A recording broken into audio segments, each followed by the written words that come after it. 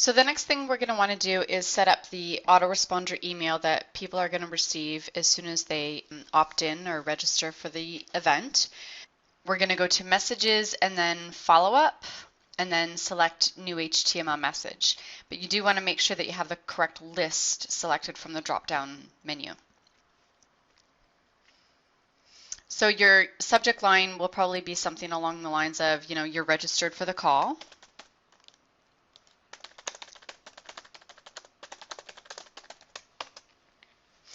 I'm just going to leave that form field there. And your text will probably be, thanks for registering for the call, enter the, the call name.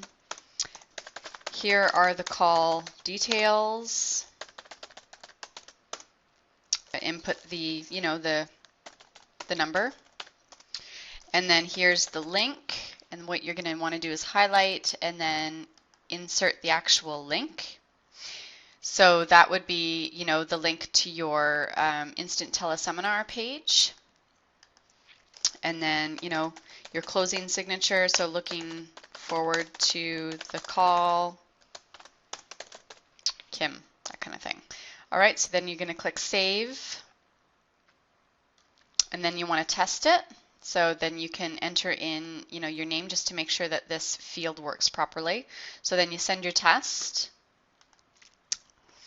And then once you get your test and the link works, you like how it looks, everything, the font, all that kind of thing, you click Next and then save and exit.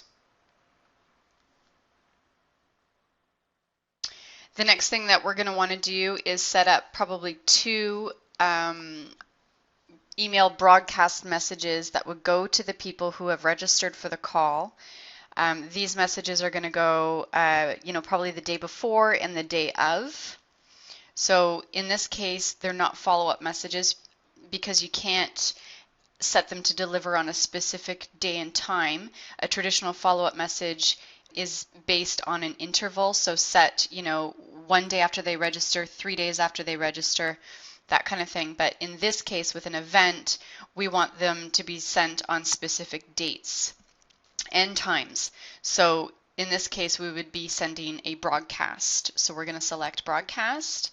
Again, make sure the correct list is selected and then new HTML message.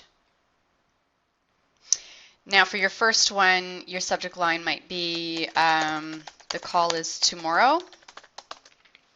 And then again, hi, so-and-so, thanks again for registering. Or just put, the call is tomorrow. Here are the call-in details again. The link to the instant teleseminar link.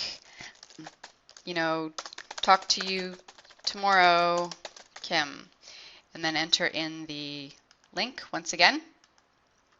And if you wanted to increase your font size, just select all the text, test the email again, enter in the personalized name, send the test. If you're happy that link works, then click Next. I am not going to post this message to social media just because it's not public information. It's only for those who've registered for my event.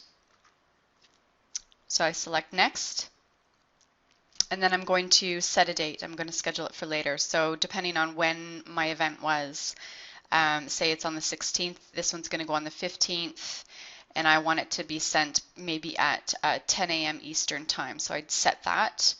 And then what I want to do is I want to exclude certain lists. So what I'm going to do is exclude all other lists. I don't want anybody else to receive this other than the people who have signed up for my event and they're on this particular list.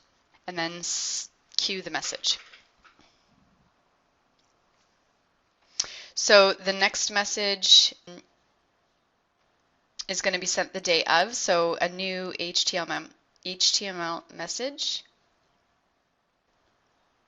And then the subject line is probably the call is today, and then the same kind of, maybe the call is in 1 hour, that kind of thing. the link, the call-in details, your signature line, all that kind of the same stuff. Test it, save, next. Again, I'm not sharing it. And then I want to schedule it for later, for the 16th. If my call's at 8 p.m., maybe I want it to go at 7 p.m. The call's in 1 hour. Set it. Whoops, that says a.m. I want it to be p.m. Set. And then I'm going to exclude all other lists. Schedule and queue. And that's it for setting up your autoresponders.